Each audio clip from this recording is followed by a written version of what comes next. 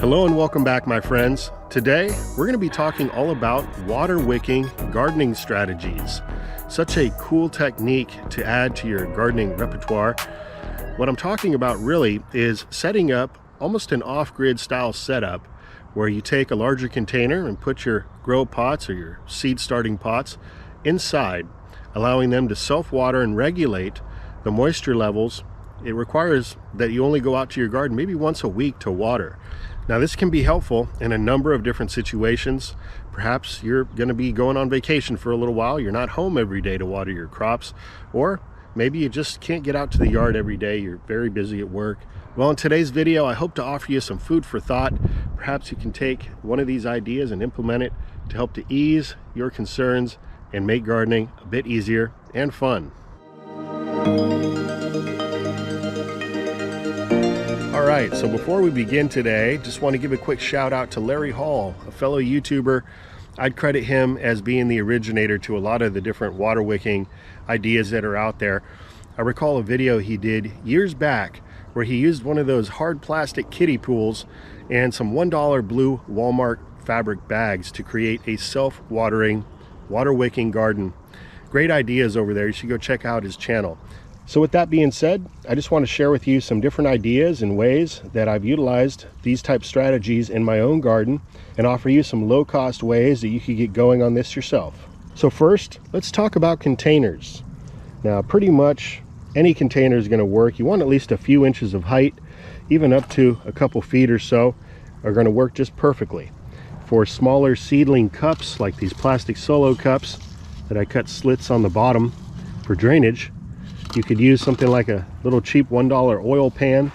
Here I've got some 4-inch square pots in a $1 dish pan. And here we've got a simple storage container. I love using these. They have handles. You can easily move them around and place your plants in different areas of the garden, whether you need more sun or more shade. Just very convenient. So the first thing I'm going to share with you today is how you can quickly and easily set up a low-cost, self-watering, water wicking system using one of these containers. And I'm actually going to be using some polyethylene sandbags as my pots. These work wonderful. These are actually UV stabilized, so they're resistant. They're going to get through the season no problem. And because the way these bags are constructed with the weave pattern here, they're able to absorb and take up moisture. One of the top reasons I like utilizing the sandbags is, well, they're very cheap. You can buy them in bulk. And I just think it's good to have some sandbags around. You never know when you might need it. You can even build earthen homes out of these as well. So they have many uses. But most sandbags are going to be UV stabilized. I'd encourage you to just make sure that's the case before you do purchase any of these. And to turn these into pots, what I like to do is fold them over. We don't need a pot that long. And this is going to help to add some rigidity to the pot. We can get it to the right size we need. If you're growing something like potatoes in here, you could always unravel the bag at a later time and add more soil in. But that allows you to quickly make a pot. So here's a pot full of soil, and this was actually sitting in a bucket of water, and you can see this potting mix is perfectly moist. A good potting mix is going to self-regulate the moisture, so it's not soggy, just moist. And I did not overhead water this. This all came from the bottom up in my container. So you can see here, if you want to just do a single self-watering pot, then a bucket works really nice along with these sandbags. So I'm just going to make 4 of these bags and place it right into my tote here. A pot this size is going to work for many different types of crops.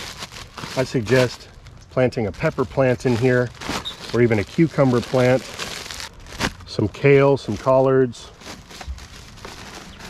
So no need to create any type of drainage holes in these bags.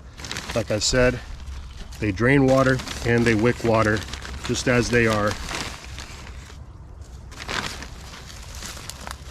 And remember to take these type of ideas and make them your own. You can get creative and use all different types of bags for this project.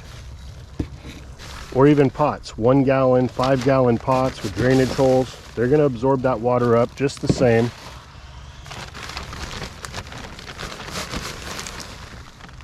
And I'll demonstrate that on a smaller scale with some of my seedling startups over here. And in just about a minute's time, we have our first self-watering water wicking garden bed set up. So I think I'm going to plant out some of my cauliflower in these bags here. Got a few healthy plants ready to go here.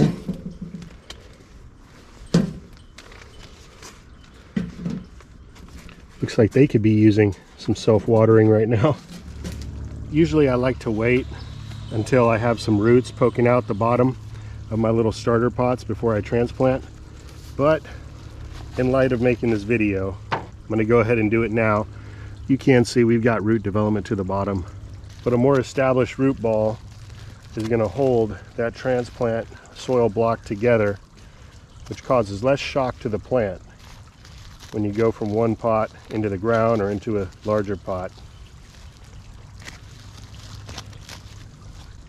As a side benefit to growing out your crops this way, because it's in a container, these plants are being protected from many of the insects that could find their way to your crops in the ground. Insects like earwigs, also known as pincher bugs, or wood lice, commonly referred to as roly-polies. Even slugs and snails can easily be kept out of containers like this. In that case, you may want to put a strip of some copper tape around the outside just to make sure they don't crawl up the edges. But just something else to look forward to with a design like this.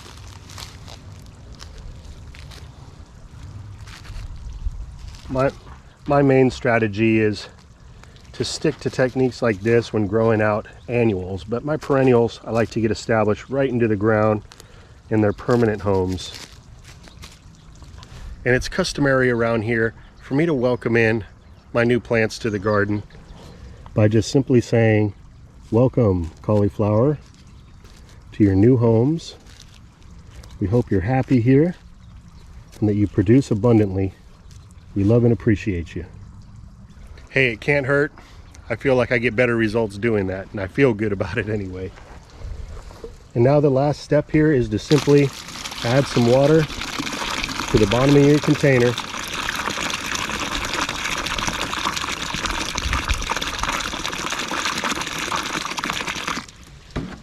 Now typically I like to add in about 4 or 5 inches of water. On the initial watering, however, it is going to uptake all the water we put in there. It's going to absorb right into our potting mix here. So I'll add a little bit more, give it a couple minutes. You can already see the water level disappearing, and I'll add some more water here in a moment.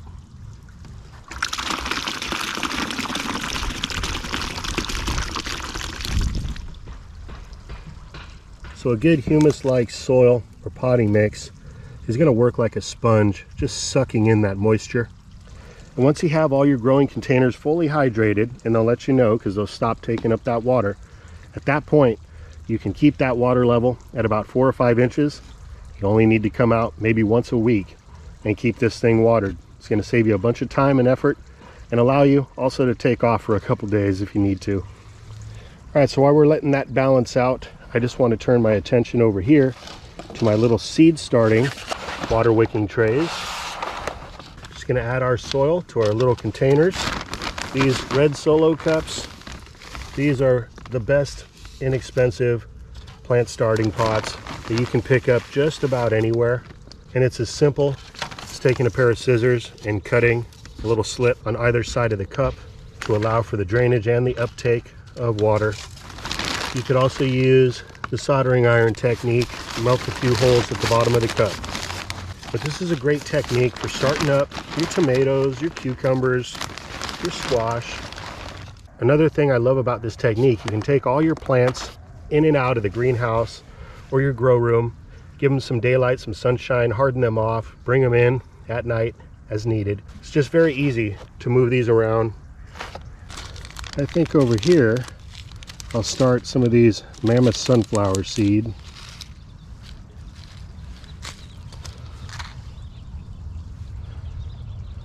It's 2 seeds per pot. Don't want to go through all this effort to have just one seed not germinate, so we'll put 2 in each pot.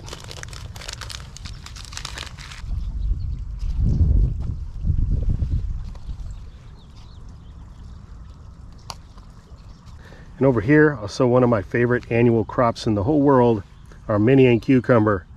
These are seeds I collected in 2015. They were still viable last year, no issues. So we're going to try it out again. 7-year-old seed. And we're going to go 3 seeds on these because they are older.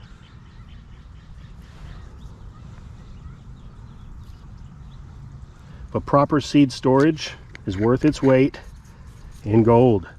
We've got a brown amber glass container, helps to keep the sunlight out from here. We got a sealable top, keeps the moisture out, and we keep this in a cool, dark area in the house with the rest of the seeds. It's the same idea here, guys. Just add our water to the bottom of the container and watch it magically disappear as it gets absorbed into our potting mix here.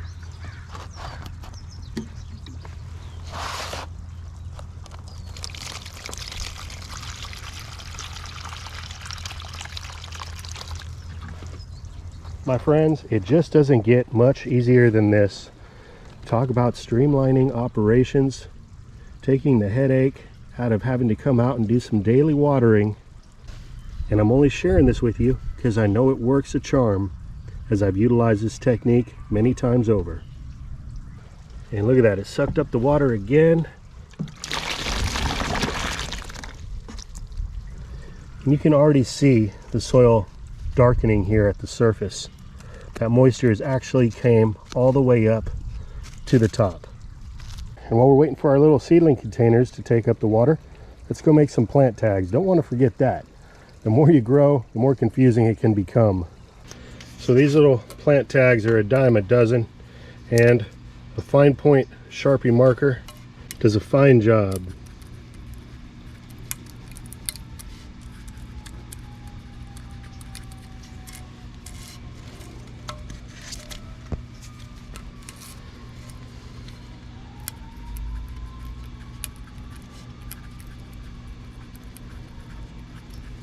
And these smaller pots do take a bit more time than the bags to absorb the water, as there's not as much area available for the water to suck into. It's just the small drainage holes. But be patient, eventually it'll soak in.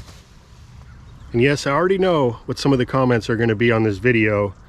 Isn't that going to be a breeding ground for mosquitoes, having water just sitting there in your container?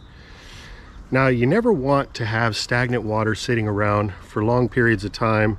Anything sitting around for more than a week, and you run a risk of mosquitoes coming by, laying their eggs, hatching into larvae, and turning into future mosquitoes. We don't want that.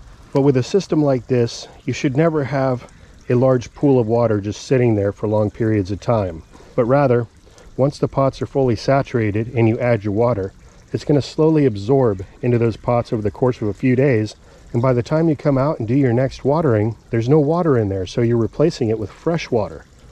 So there you go. If you do it this way, you're not going to have any issues. Now, I have seen other setups that are quite brilliant as well, where you have a little floating valve that you can connect a hose to your container, which will automatically shut the water on and off and keep it full at a few inches at the bottom.